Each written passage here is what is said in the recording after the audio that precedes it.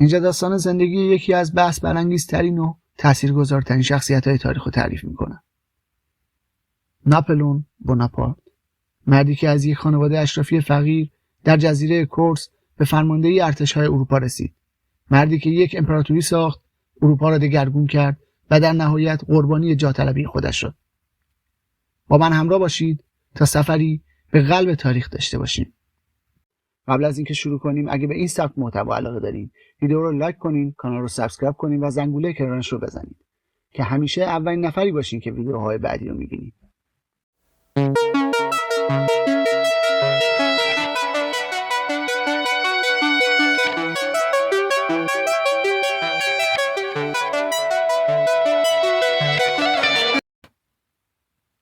فصل اول، کودکی و ریشه ها.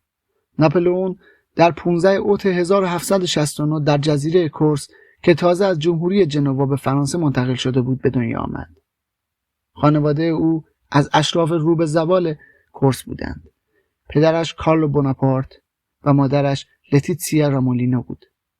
ناپلئون کودک باهوش، کم حرف و بسیار جاطلبی بود.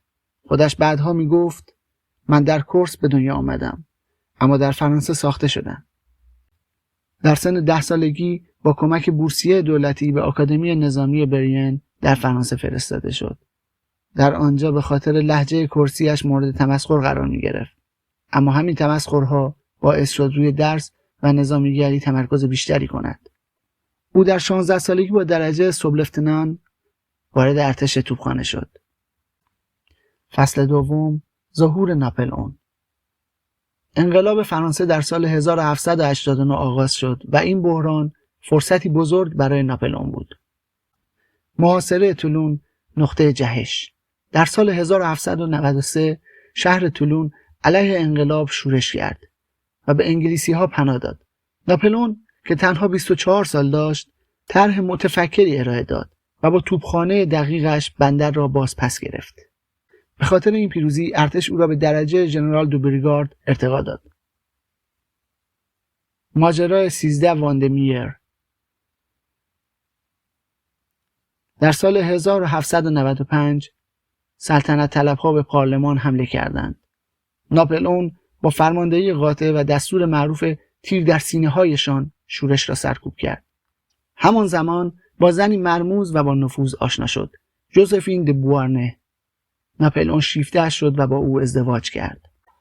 فصل سوم، نبردهای ایتالیا. در سال 1796 ناپلئون فرماندهی ارتش ایتالیا را بر عهده گرفت. ارتشی خسته و کم تجهیزات. اما او روحیه سربازان را زنده کرد و لشکرکشی مشهورش را آغاز کرد. مهمترین نبردها لودی، آرکول، ریولی.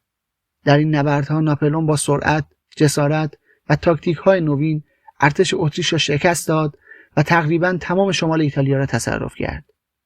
او به سرعت به یک قهرمان ملی تبدیل شد. فصل چهارم، لشکرکشی مصر.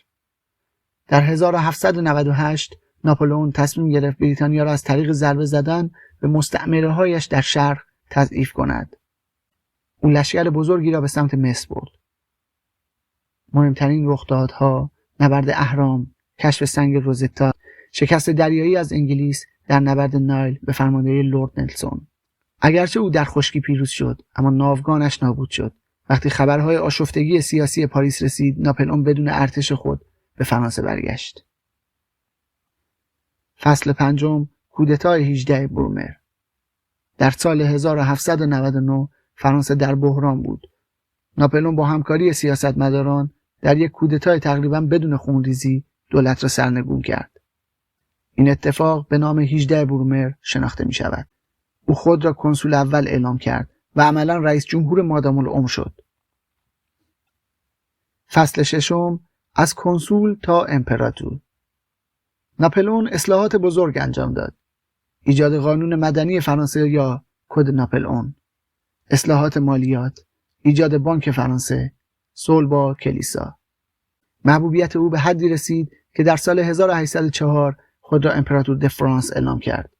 در مراسم تاجگذاری ناپلئون تاج را از دست پاپ گرفت و خودش بر سر گذاشت. پیام واضحی: من قدرت را از کسی نمیگیرم. خودم آن را میسازم. فصل هفتم، اوج فتوحات. میان سالهای 1805 تا 1809 ناپلئون قدرتمندترین مرد اروپا بود. نبرد آسترلیتز شاهکار ناپلئون. در 1805 او ارتش اتریش و روسیه را در نبردی که نبرد سه امپراتور نام گرفت شکست داد. این پیروزی بزرگترین نمایش نبوغ نظامی اوست. دیگر فتوحات: شکست پروس در ینا، شکست اتریش در وگرام، ایجاد فدراسیون راین، سلطه بر اسپانیا و بخش بزرگی از اروپا. ناپلئون اروپا را به اوج نفوذ خود رساند. فصل هشتم، سقوط آغاز می شود. باتلاق اسپانیا. در 1808 ناپلئون با دخالت در اسپانیا کشور را به آشوب کشاند. جنگ چریکی اسپانیایی ها ارتش فرانسه را فرسوده کرد. حمله به روسیه، اشتباه مرگبار. در 1812 ناپلئون با 600,000 سرباز بزرگترین ارتش تاریخ اروپا را به روسیه برد. مشکلات: تاکتیک زمین سوخته روس‌ها، سرمای مرگبار، کمبود غذا. در نبرد بوردینو پیروز شد، اما وقتی به مسکو رسید شهر خالی و سوخته بود. در عقب نشینی ارتش او تقریبا نابود شد. تنها 50,000 نفر برگشتند. فصل نهم، سقوط امپراتوری. اتریش، پروس، روسیه و بریتانیا متحد شدند. در نبرد لایپزیگ یا نبرد ملت‌ها ناپلئون شکست خورد. در سال 1814 مجبور به تنزل شد و به جزیره البا تبعید شد. اما ماجرا تمام نشده بود. فصل دهم، بازگشت 100 روزه. ناپلئون از البا فرار کرد، وارد فرانسه شد و بدون هیچ جنگی دوباره قدرت را به دست گرفت. این دوره به سنجو یا 100 روز معروف است. اما دشمنانش متحد شدند و در نهایت فصل 11، واترلو، پایان یک عصر.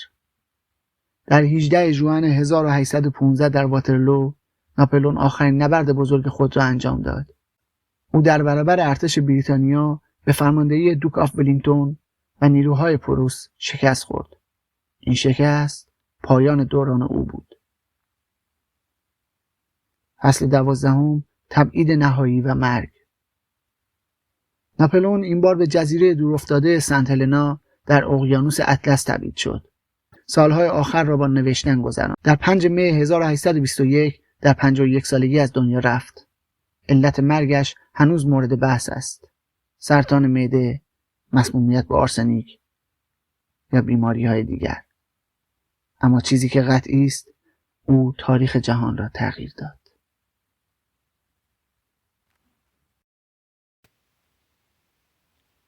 ممنون از این که ما رو تماشا کردید و با ما همراه بودید. اگه به این سبک محتوا علاقه دارید، کانال ما رو دنبال کنید. تا درودی دیگر، بدرود.